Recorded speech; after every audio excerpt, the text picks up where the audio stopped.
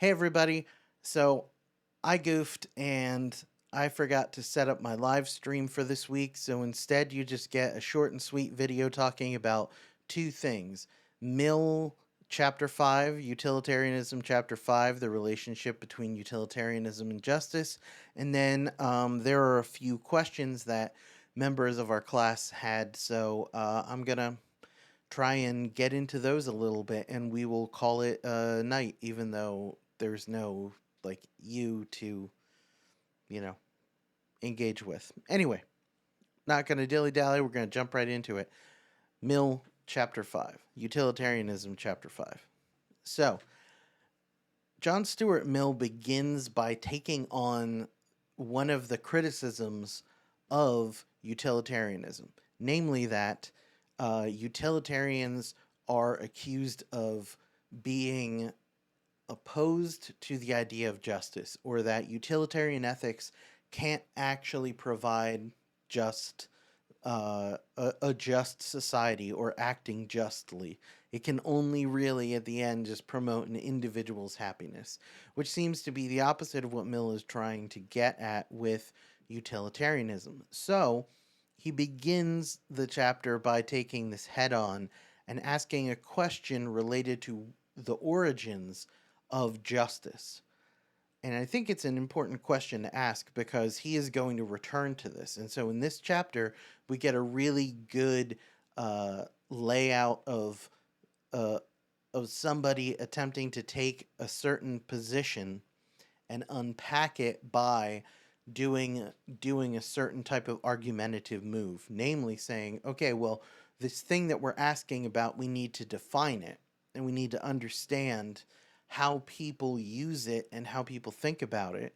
And then we need to figure out whether or not that way of thinking about it is really in opposition to this way of doing ethics that I'm promoting. And if it is it the definition that's bad or the ethics that's bad?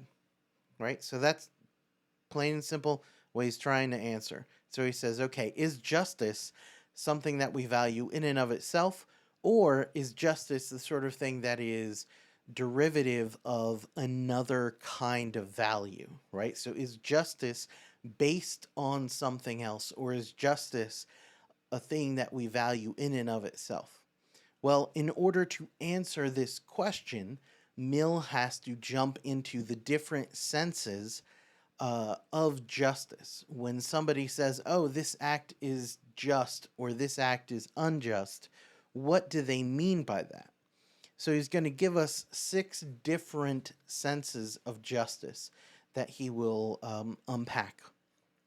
The first is to claim that something is just when a person is allowed to exercise their legal rights, and therefore it is unjust when those legal rights are denied.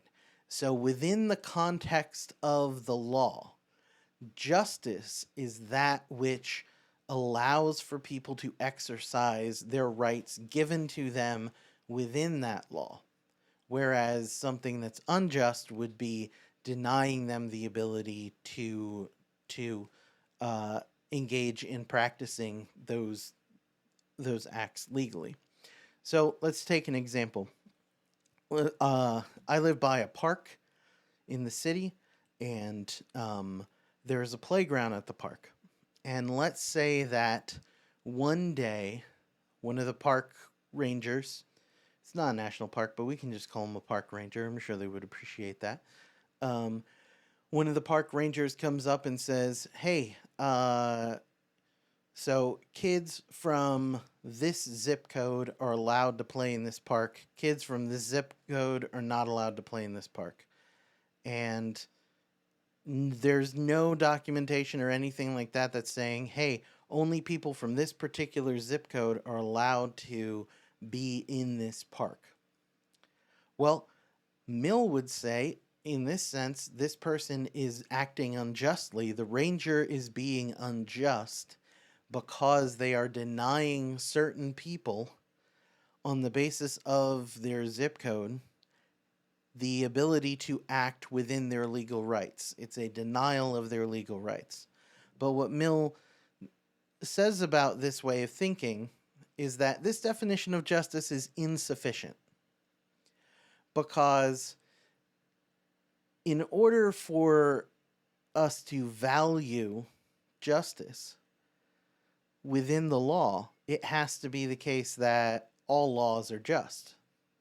And it might be the case that there are actually laws that provide rights that are bad. What if there was a law that allowed people to steal from somebody else? Like, what if there was a law that said, hey, if somebody who is acting as a liaison of the government says so, they can just take your stuff? That would seem to be an unjust law. There are several different versions of this within the United States legal code, by the way. There's eminent domain. There is, I'm forgetting the term, but it's essentially police officers are able to auction off contraband that they collect from people who are accused of committing crimes and that sort of a thing. There is a very specific name for it that is very common that I'm just blanking on right now. But this is not unheard of, right? And there are definitely reasons one might argue that that's a crucial part of a functioning federal, state, or local government, right? But on the other hand, there's a sense in which we might go, hey, wait a second. I don't know that that is necessarily the kind of right that one should be able to exercise, because it seems like it might be unjust. It seems like it could be used to harm people rather than to help them, which would make it in direct opposition of a utilitarian ethics, right?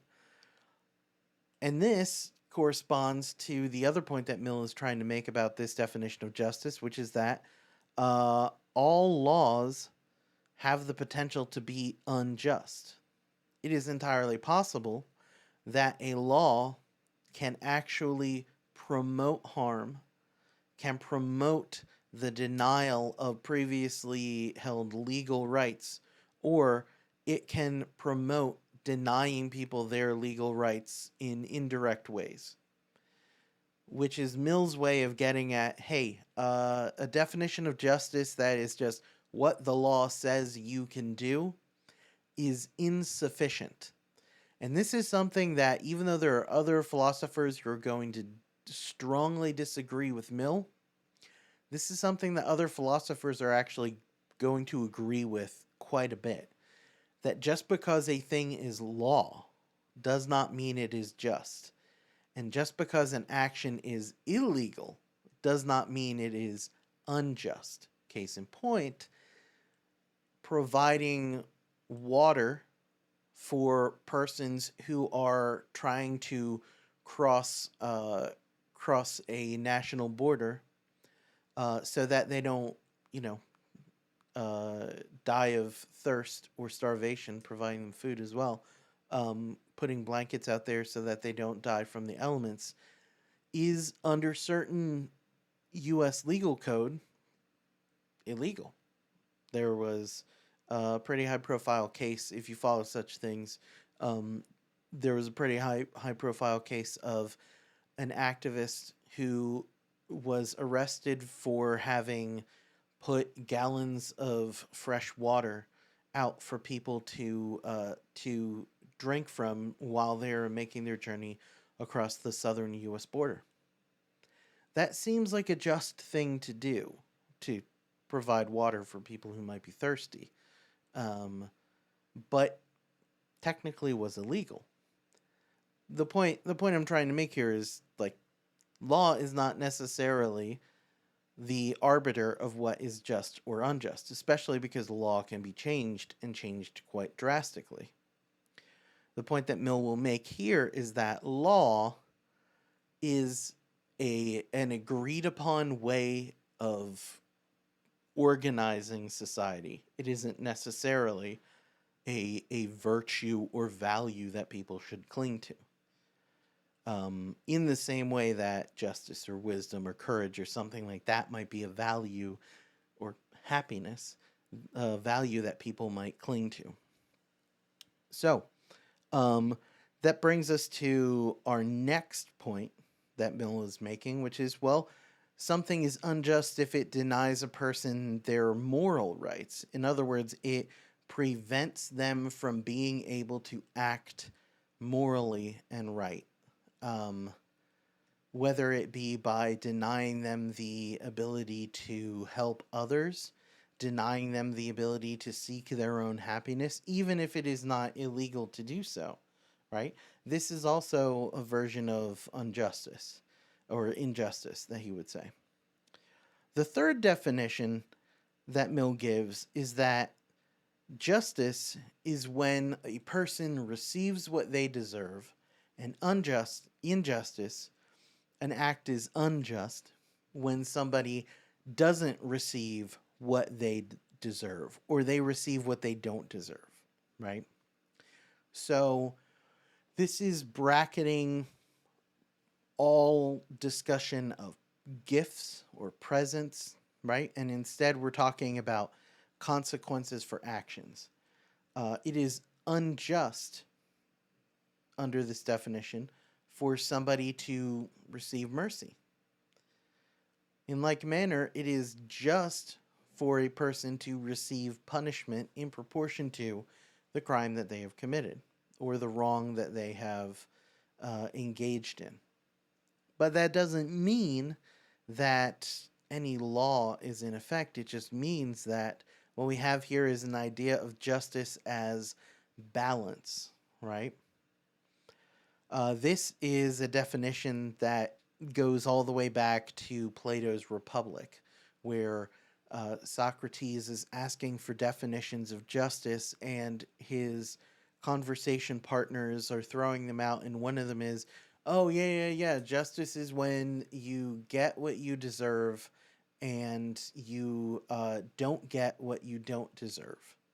The problem is that people take this idea of justice and they anthropomorphize things that have no agency.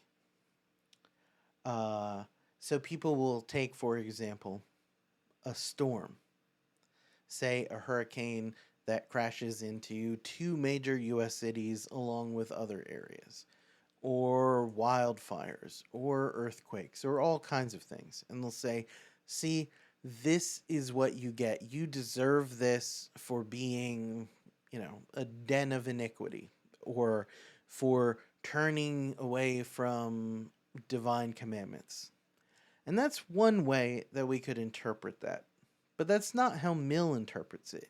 Mill would say, you are assigning agency to an external force, a force of nature that has no real purpose behind it other than to be what it is, which is a big thing full of wind and rain and destruction, and it's just gonna barrel through whatever it's gonna barrel through, and there's nothing you can do about it. There's no justice or injustice there. Where you should be looking for justice or injustice is related to who lives in housing that can't withstand this, who lives under conditions that don't allow them the kind of mobility that would let them escape or evacuate safely, who doesn't feel like they could return to their homes post destruction.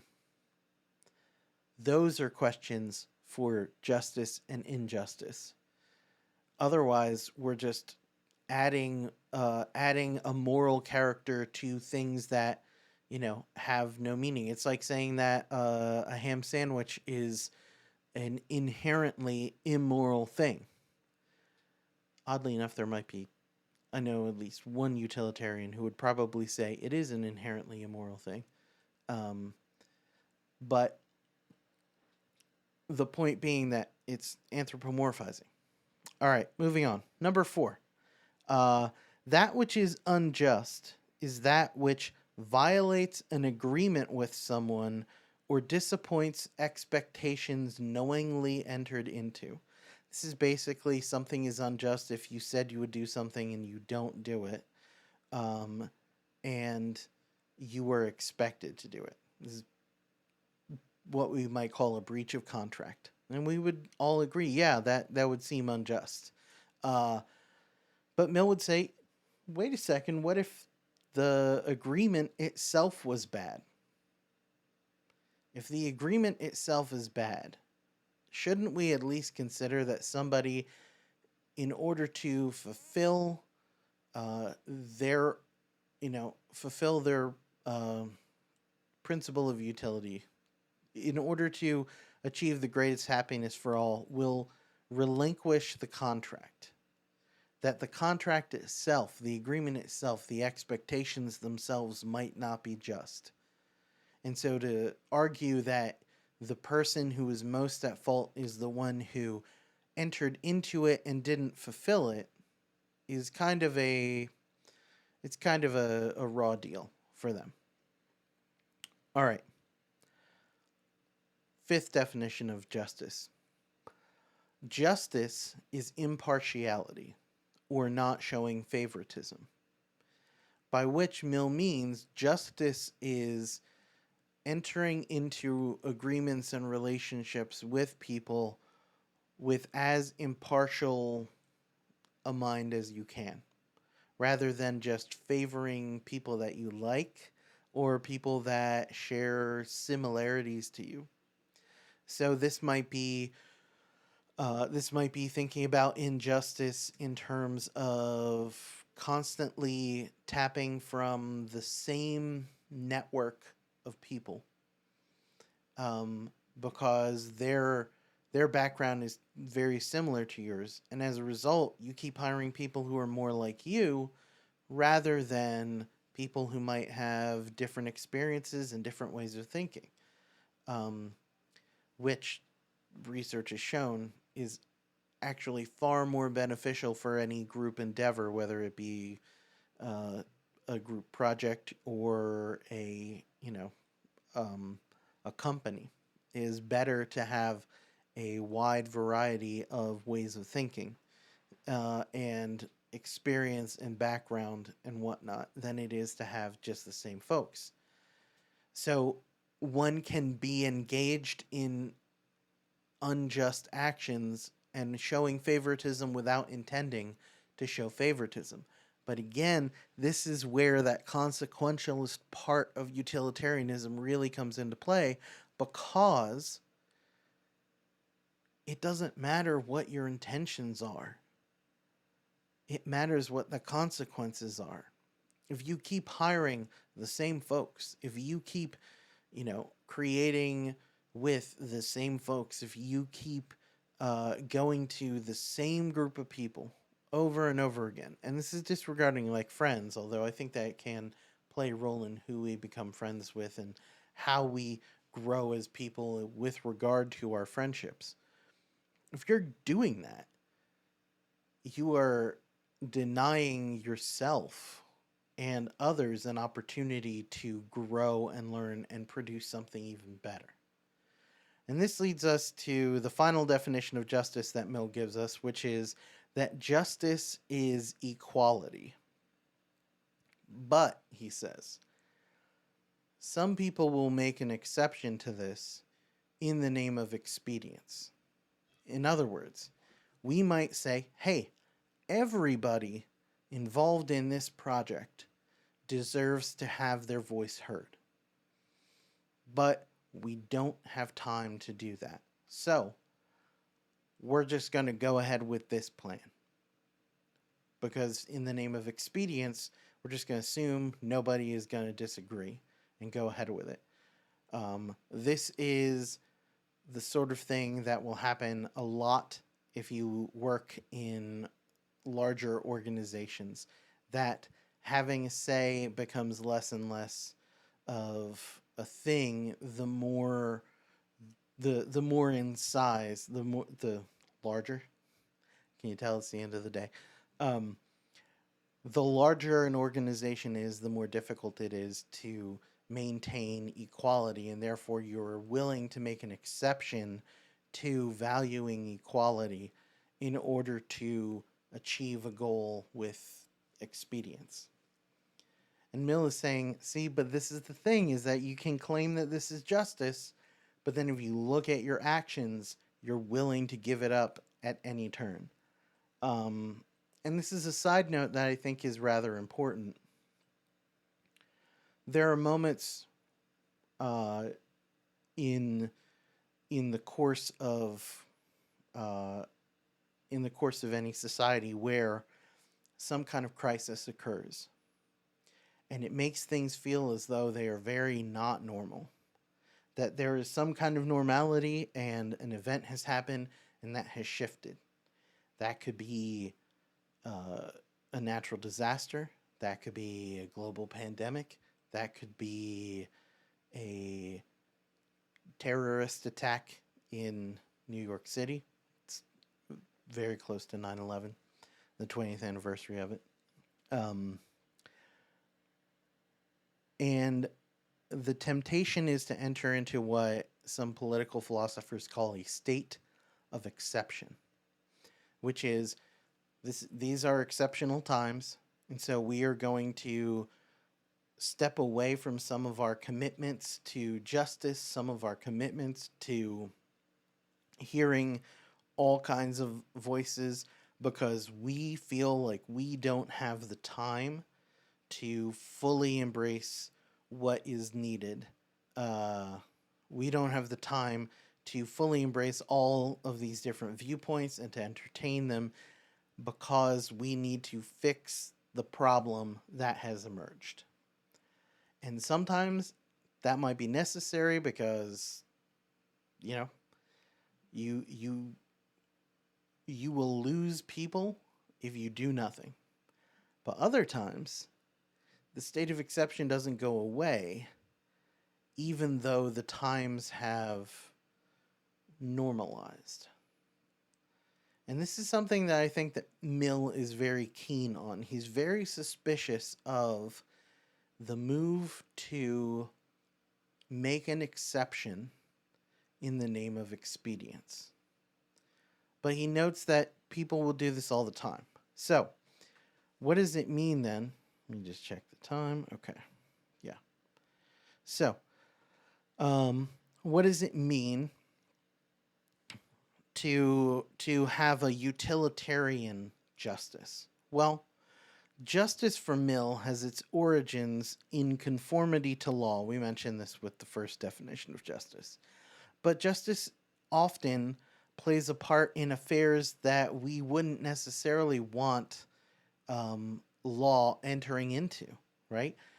The context and nature of our relationships with other people might be a place where we don't necessarily need the state encroaching into it and determining whether or not we have rights or not, whether or not we are acting justly or unjustly, because there's no need for that. Instead, what there is a need for human beings to consider the well-being and happiness of others more so than they might in a different context, right? So what we have then is a definition of justice that is skeptical of encroachment by larger bodies. It's no surprise that Mill would go on to write a political philosophy called On Liberty that is the foundational text of a libertarian political philosophy, right? He is suspicious of certain ways that government might encroach into the lives of human beings and as a result undermine their ability to be moral, um, or make allowances for deeply immoral acts to occur simply because somebody is favored by those who are in a position of power or who has the money to get out of it. So, basing justice in law, again, for Mill is a very bad idea. It isn't that justice can't be achieved through law. It's that justice cannot be found based in law. Mill says that something is considered wrong only when it is thought that the person should be punished by the law or opinion or conscience,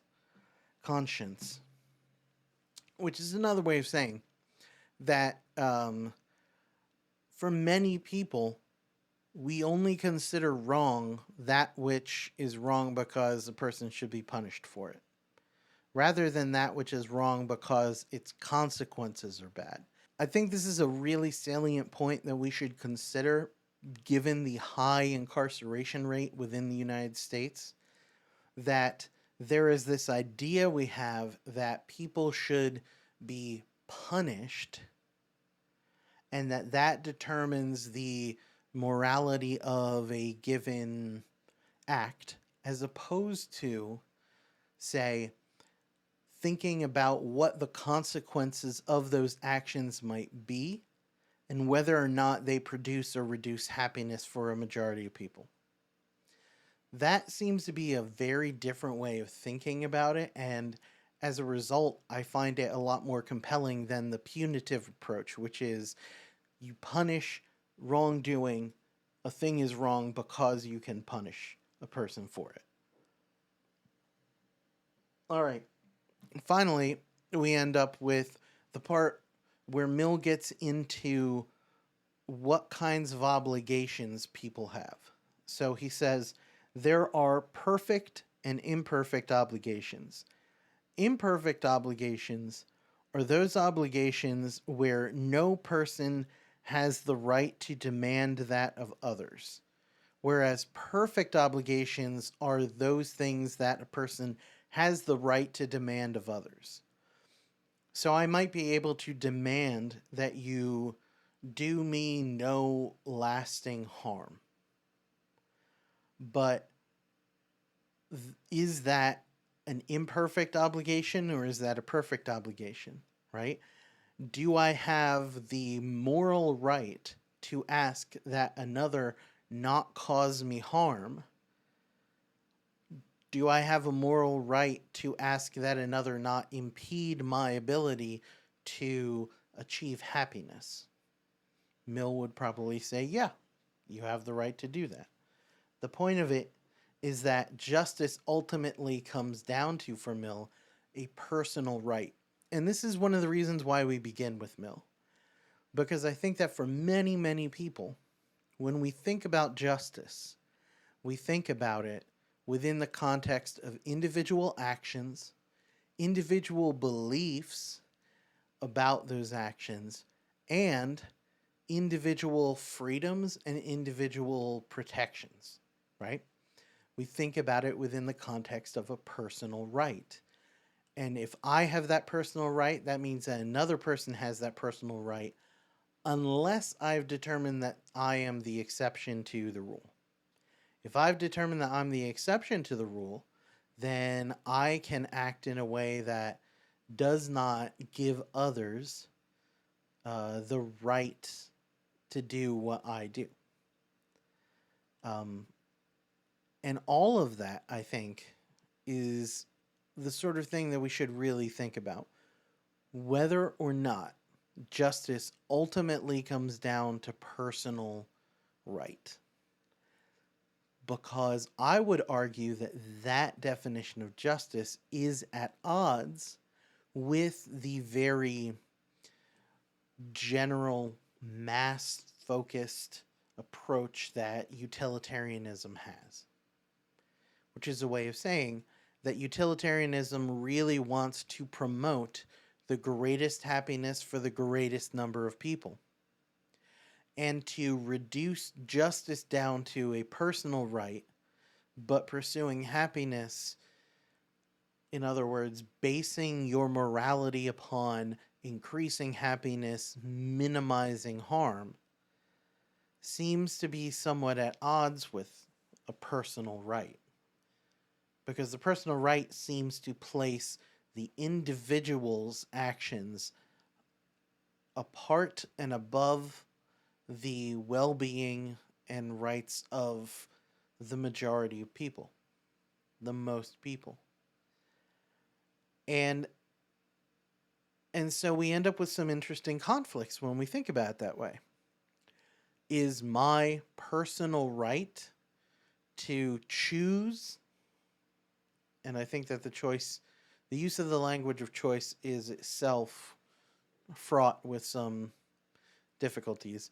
My right to choose whether or not I wear a mask in certain places, an exercise of my personal right and therefore just, or is engaging in an action where I recognize that my personal discomfort might be required in order for the higher good, the higher level of pleasure of, say, societal health, like physical health, that maybe that is needed, you know? And somebody might come back with the challenge of, hey, but like, what about cars? I'm like, yeah, get rid of them. The problem is not cars. The problem is not the mask in and of itself. The problem is that there is a decision to value the individual personal right over and against the well-being of all, even if that requires a minimal amount of sacrifice, which is another way of saying that a utilitarian ethics can both be used to argue in favor of individual automobiles, in favor of individual choice related to a particular public health action or refraining from a public health action.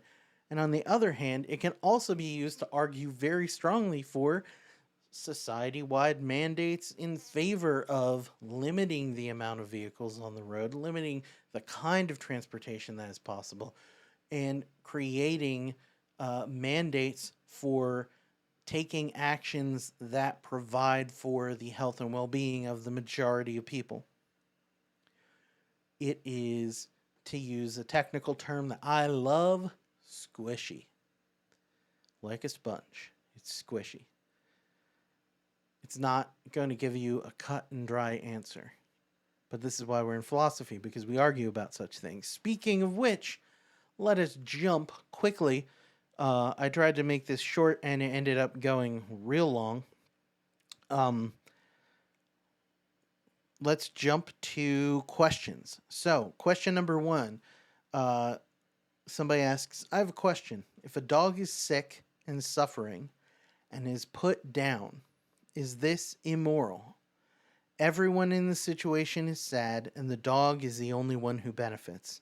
Is the dog supposed to instead suffer in order to keep everyone happy? Great question. It's a great question. The question is whether or not knowingly seeing others suffer in order to keep them around for our happiness is itself the kind of pleasure that ought to be fulfilled. Whether or not it is morally permissible, or at least morally praiseworthy, to end suffering through a form of euthanasia rather than to prolong life even though there is continued suffering is an open question that a lot of people debate. A lot of people have a lot of opinions about it. I'm not going to give you mine, but I will say that I think I'll give you a very Nietzschean answer, which is I think that we need to consider whether or not we are actually prolonging the suffering of another because we are using their prolonged suffering as a means of denying our own suffering. In the case of putting a dog down, the dog is suffering, is in pain. But we love the dog and we don't want to put the dog down because the suffering that we will feel will also be something that we have to consider. The problem is that it is then prolonging harm being done to the dog and prolonging their suffering for the sake of us keeping ourselves from suffering. But you might also be suffering because the animal is in pain. So we need to think about whether or not we are being truthful in the way that we make these decisions or value their suffering versus our suffering. And I think in this situation, it's one where it's really difficult because animals have a certain amount of agency, but in matters like this, they often don't. And the ability to communicate what they want in a situation and what they're capable of in a situation is really difficult. And we have to make decisions for them a lot of times. So I think that considering whether or not our decision would be more for our pleasure or the animal's pleasure, or at least the end of suffering, um, is something we need to consider. Um, yeah, thinking about dead dogs on a Friday night. Anyway, next question. So, how can we influence our society to defer from defining what is right because of how they feel? Our emotions can lie to us. I think Mill would agree, and I think he would agree because for Mill, emotion is not entirely irrational.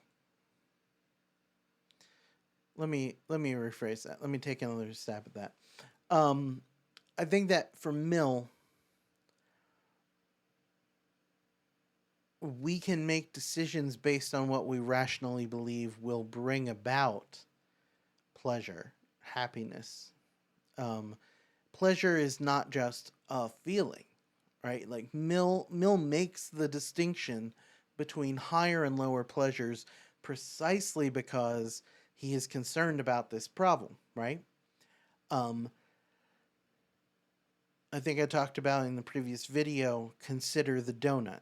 You could eat donuts all day and you will get sick, but you'll enjoy eating donuts. Or you can have them on occasion, knowing that there are other things that you can eat that might not be as pleasurable, but in the long run, your ability to feel well, like in your physical feeling of well being, in terms of your health, in terms of your overall happiness in that regard, you're probably going to enjoy yourself more. Maybe you won't. Maybe you just want to eat donuts all day. You know, all God's children, no judgment from me on that part. But I think that it's important to consider differences in kinds of pleasure, and that often what Mill is pushing as higher level pleasures are really intellectually based. They're not emotionally based, which is also not to uh, denigrate the emotions. I think that there is a way that we think about our emotions as being just kind of blunt instruments rather than being very nuanced aspects of who we are. Um, and like you're having feelings for a reason. We'll talk about this a lot more when we get to Aristotle, but you're having feelings for a reason. So, um, I think one of the ways that we challenge the idea of merely reacting to or being impulsive in that regard is to encourage thoughtful consideration of the actions that we take, like like I tried to do by maybe challenging some prevailing ideas with regard to the dog and suffering. I don't know that it's anything groundbreaking. It's just an example.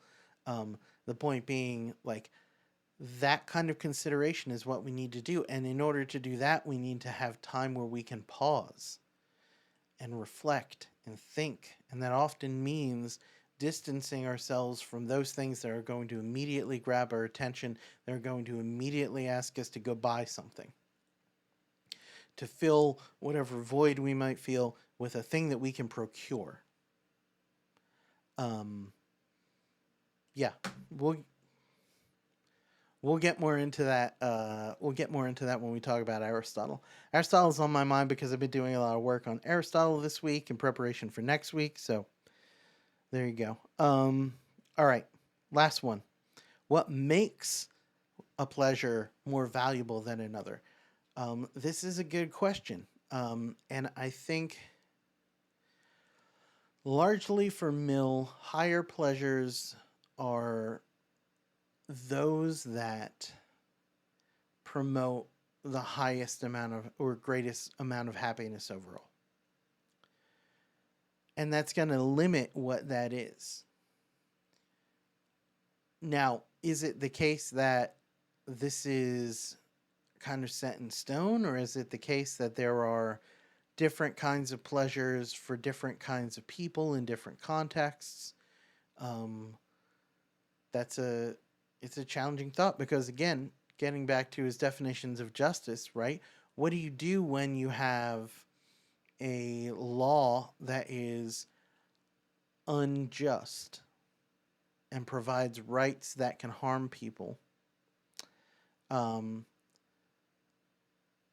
a society like that, what are higher values? What are lower values?